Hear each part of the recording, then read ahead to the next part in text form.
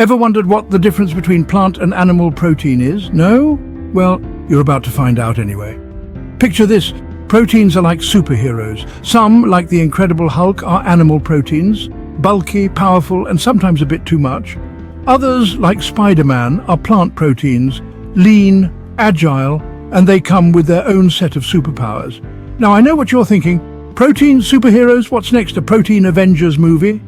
But humor me for a moment.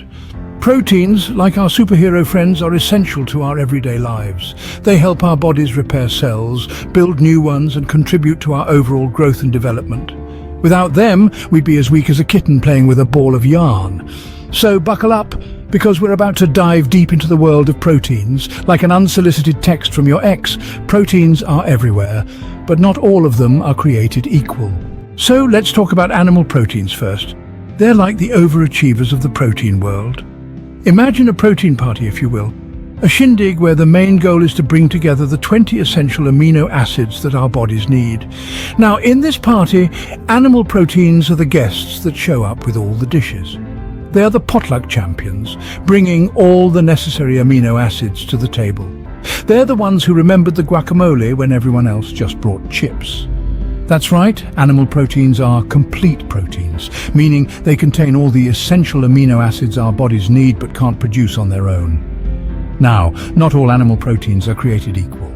Beef, for example, is like the quarterback of the protein team.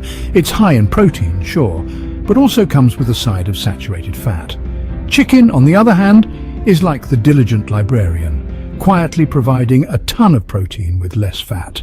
Fish is the artist of the group, offering not just protein, but also heart-healthy omega-3 fatty acids. And let's not forget about eggs. The humble egg, the jack of all trades in the protein world. It's a fantastic source of complete protein and is also packed with vitamins and minerals. It's like the friend who always has a Swiss Army knife handy. You never know when you might need it, but you're always glad it's there. Then there's milk and dairy products, the class clowns of the animal kingdom.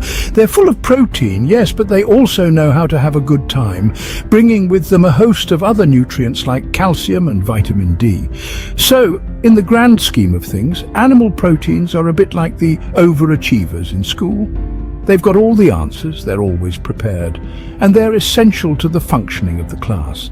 They might not be the life of the party, but they're definitely the ones who make sure the party happens in the first place. So, if animal proteins were a student, they'd be the ones sitting at the front of the class answering all the questions.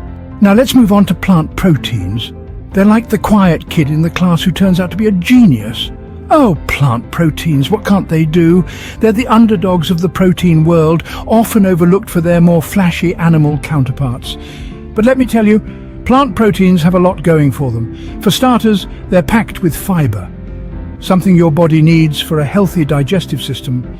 And unlike animal proteins, they're generally lower in fat and free from cholesterol. Now imagine a protein potluck. Animal proteins stroll in with one dish, a complete protein, sure, but what's a party with just one dish?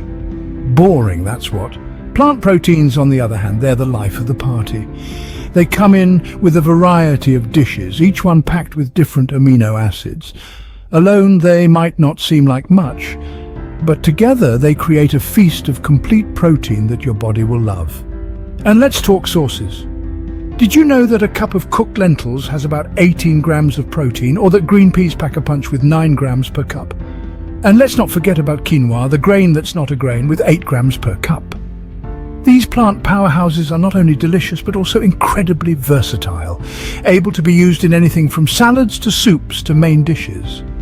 But perhaps the most interesting thing about plant proteins is their environmental impact. Producing plant proteins uses significantly less water, land, and energy compared to animal proteins. So eating more plant proteins isn't just good for your health, it's also a step towards a more sustainable planet. And just when you thought they couldn't get any better, plant proteins are also generally more affordable than animal proteins. So they're not just good for your body and the planet, but also for your wallet. So if plant proteins were a student, they'd be the one quietly acing all their exams without making a fuss. So who wins the protein showdown? Is it the overachiever or the quiet genius? Now here's the thing, both plant and animal proteins have their strengths and weaknesses. It's like comparing Usain Bolt to Albert Einstein. One is a speed demon and the other is a brainiac. Both are champions in their own right, but they shine in different arenas. Let's debunk some protein myths while we're at it.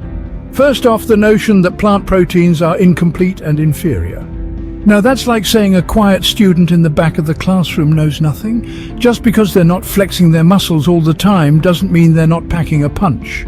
Then there's the myth that animal protein is the only way to build muscle.